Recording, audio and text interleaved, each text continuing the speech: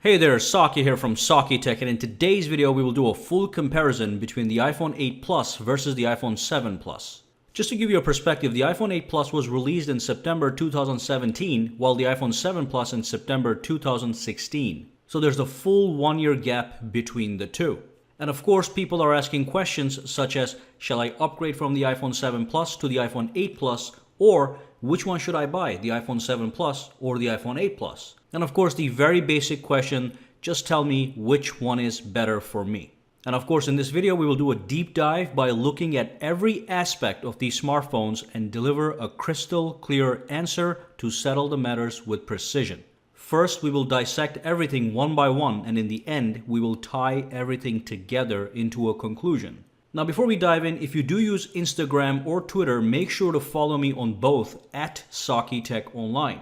Now let's dive in and start with the build and design. As far as the design of these two products goes, they are literally identical with some microscopic differences on the overall dimensions. Take a look at the dimensions. The 8 Plus measures 158.4 millimeters in height, 78.1 millimeters wide, and 7.5 millimeters thick. It weighs 202 grams, while the iPhone 7 Plus measures 158.2 millimeters in height, 77.9 millimeters wide, and 7.3 millimeters thick. It weighs 188 grams. As you can see from those numbers and the actual side-by-side demonstration, these products are identical in overall design, and although there's a slight microscopic variation in dimensions, an iPhone 8 will fit perfectly in an iPhone 7 case.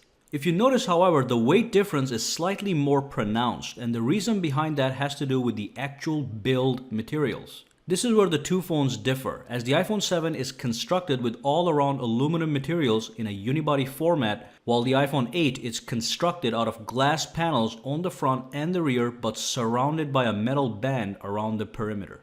The glass build is what adds some of that extra weight to the iPhone 8. There really is no way to assign a win here based on build materials, since both the aluminum and glass builds offer a premium sensation.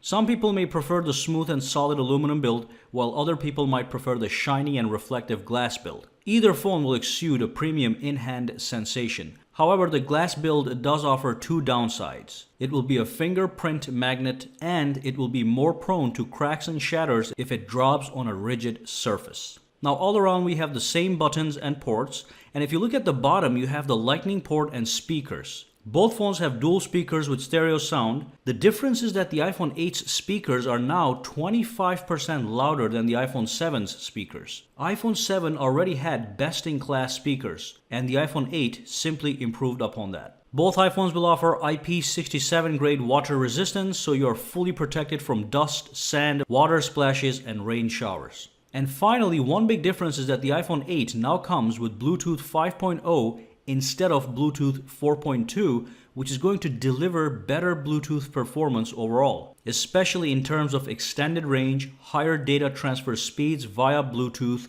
and the ability to add multiple wireless devices to the iPhone 8 that could be active simultaneously, such as two wireless headphones. And one final thing, both iPhones come with the exact same second generation Touch ID sensor built into the home button. So in this category, it seems that the iPhone 8 does have a slight lead. Like we said, from a purely build and design perspective, we are at a draw. However, the iPhone 8 has louder speakers and Bluetooth 5.0. Now let's move on to the processor and memory. The iPhone 7 has a powerful quad-core A10 Fusion processor with 3 GB of RAM and comes with 32 GB of storage on the base model. You do have the ability to purchase the 128 GB version for a premium. The iPhone 8 has an even more powerful A11 Bionic processor, also with 3 GB of RAM, and comes with 64 GB of storage on the base model, but you can also get it with 256 GB. Now, looking at these Geekbench benchmarks, it is clear that the iPhone 8 is much faster in raw processing power than the iPhone 7.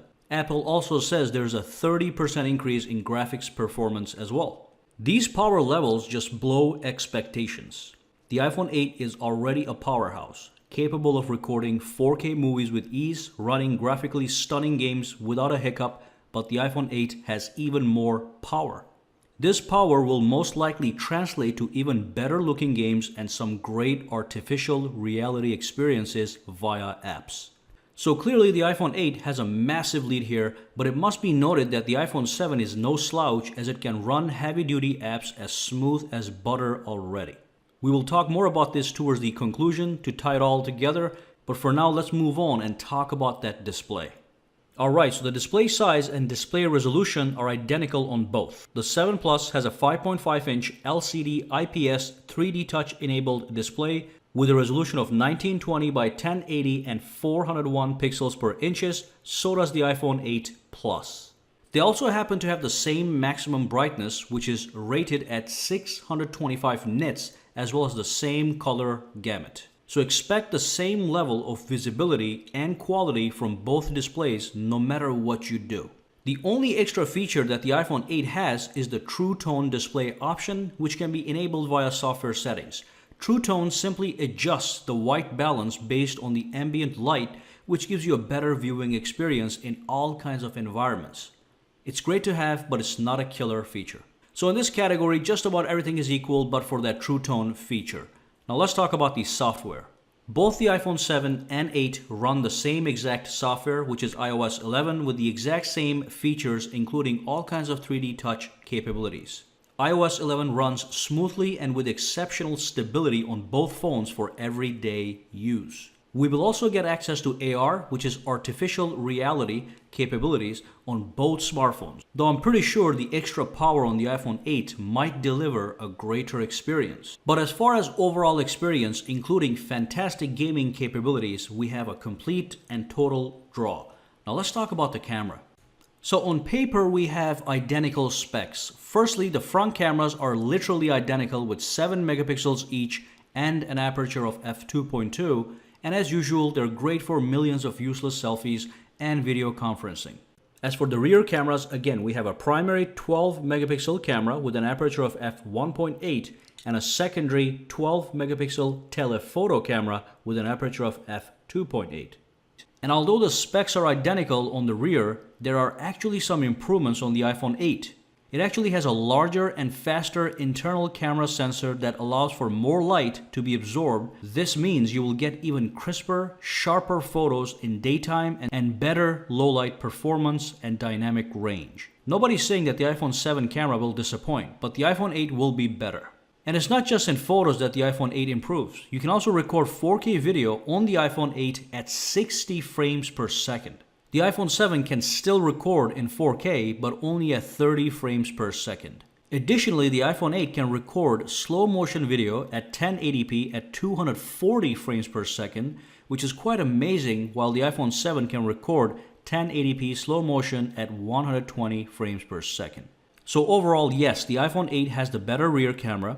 It has a new sensor and improved image processing. It also has an enhanced portrait mode known as the Portrait Lightning, which can create some studio-style photos of people using advanced software tactics.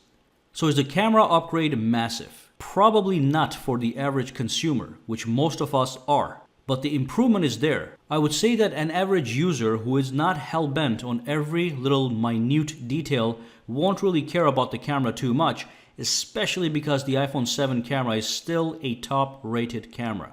But just be aware that the iPhone 8 has a lead here. Anyway, let's move on to the battery and battery-related features. In this category, we have some brand new additions instead of incremental upgrades. First off, both iPhones will give you a full day of use for medium use, and perhaps you may have to plug it into a charger if you're a heavy-duty user, but the bottom line is that they are going to offer pretty identical battery life. Now, iPhone 8 actually outdoes the iPhone 7 with a slight margin of 30 minutes to an hour thanks to that newer, more efficient A11 Bionic processor. And that's not really the highlight here in this category. The real thing is that thanks to that glass back on the new iPhone 8, it is now capable of charging wirelessly using the wireless Qi standard. So you can pick up any wireless charger that uses the Qi standard and you can start to charge your iPhone 8 without any wires. It's not a new option on the market, but it's a great option to have regardless. So in this category, the iPhone 8 once again has a lead, not in battery life, but in that additional wireless charging option. Now let's talk about some pricing and colors and then move on to a crystal clear conclusion. So the iPhone 8 Plus costs $799 for the 64GB model, while the iPhone 7 Plus costs $669 for the 32GB model. The price difference here is $130, which is justifiable. The 8 comes in 3 colors, gold, silver, and space gray, while the 7 comes in 5 colors, jet black, matte black, gold, silver, and rose gold. So that's the price, and now let's end this discussion. So let's start by listing everything that the iPhone 8 either has or has improved over the iPhone 7. iPhone 8 has a higher base storage of 64GB and the new and more powerful A11 Bionic chip. iPhone 8 has an improved camera with a larger sensor which can perform slightly better in photography and much better in videography with options such as 4K recording at 60 frames per second, an option not even some expensive cameras offer. iPhone 8 has wireless charging, and finally iPhone 8 has 25% louder sounding stereo speakers and Bluetooth 5.0. And that's it. So, if you already own an iPhone 7, there is absolutely no need to upgrade. iPhone 7 still has a powerful processor capable of handling any task with ease. It has a top-rated camera. Most people just use the cameras to take photos and basic video anyway, so the 4K option at 60 frames per second is great to have, but it's not going to be a common use scenario. Other than that, both smartphones look identical. They are IP67 grade water resistant. They offer great battery life. They have the same Touch ID fingerprint sensor and a smooth and consistent software experience. Now, if you're coming from anything lower than an iPhone 7, such as an iPhone 6 or 6S, do upgrade directly to the iPhone 8 as the upgrade effect will be significant. But if you upgrade from the iPhone 7 to the iPhone 8, the upgrade effect will be minimal. Now, what if you are in the market to make a choice between the two, the 7 and the 8? Then you should probably get the iPhone 8. It's $150 more expensive, but it does come with 64GB of internal storage as opposed to 32GB for the iPhone 7's base model. Bottom line is, if you already have the iPhone 7, you're in a great position. The only true upgrade you should consider is the iPhone X, unless it is out of your price range. And that's the story. If you have any questions, comments, or concerns, just drop them down below in the comments section, and hopefully we can get it addressed. And of course, make sure to subscribe to Saki Tech, give this video a thumbs up, and if you use Instagram or Twitter, make sure to follow me on both @SakiTechOnline. Have a fantastic day.